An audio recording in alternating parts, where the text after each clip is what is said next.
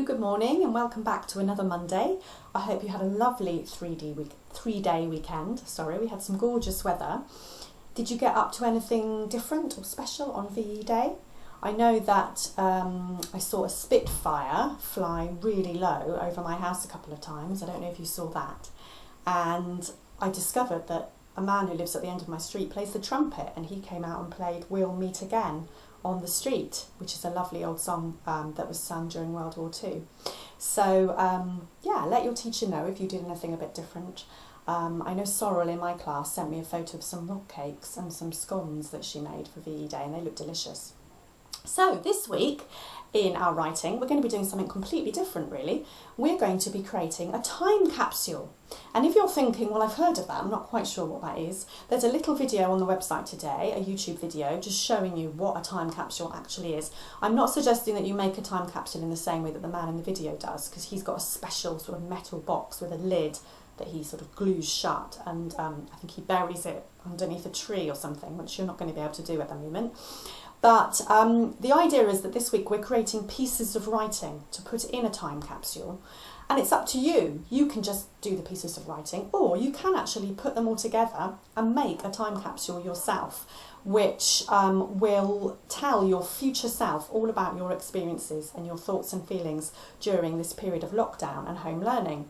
And you'll see when you watch the video, it doesn't just have to be writing. You can slip in photographs, drawings, other objects like stamps from the time, because the idea is that you then put a date on it which says not to be opened until, and you decide a date. It could be 10 years in the future, 15 years in the future, 20 years in the future, whatever you like. It would be a bit like a child on VE Day 75 years ago at the end of World War II making a time capsule for his or her future self to open 50 years in the future when they have children or grandchildren, and being able to show their children or grandchildren what life was like for them 75 years ago on VE Day, or 50 years ago, depending when they open it.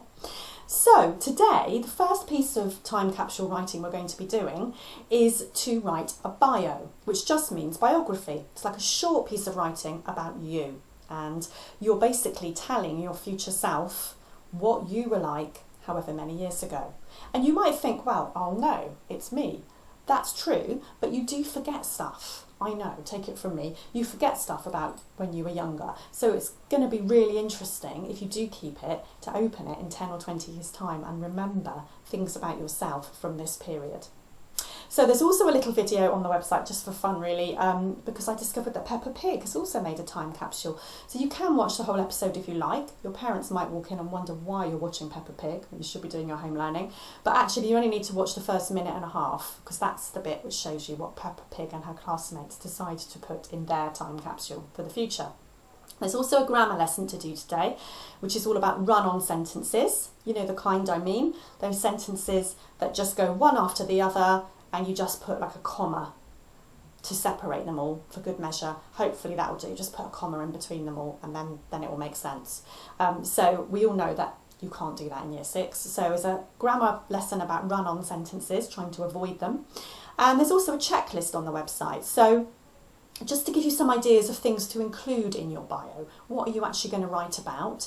And there's some sentence starters on there as well, just to get you going if you get a bit stuck, because your sentences are all starting I or my. Also, have a look back at the fronted adverbial mat maybe. That should be in the year 5 and 6 writing resources, writing support at home on the daily learning page, home learning page, sorry. So I'm going to just put my bio. You could underline it with a pencil and a ruler like you do in school. I'm going to do like a bubble around mine, because this is your piece of writing for your time capsule. So you've got to make it how you want it to look. You might want to illustrate it, add some colour to it. You might draft it and then write it up and make it look nice, so that your future self can be really impressed with what a great writer they were when they were 10 or 11 years old. So I'm going to start with a little introduction, just like I've said on the checklist. And I'm going to use a fronted adverbial from my fronted adverbial mat. First of all, don't forget my comma. Let me introduce myself. Let me introduce, oh no, not yourself. That would be a bit weird. Let me introduce myself. And then I'm going to put a dash. My name is... Now I know your future self will know it's you, but it's just nice to think other people might be reading this as well within your family. The style is going to be quite chatty and informal though, isn't it? Because you're writing to your future self. My name is Samantha Johnson, but I'm going to tell them what I get called for short. Everyone calls me Sam, and that could be nice because you might get called something now by your friends and by your family, but when you're grown up, when you're an adult, when you're much older, you may not get called that anymore. You might be called something completely different, so you might think, oh yeah, I forgot when everyone used to call me that.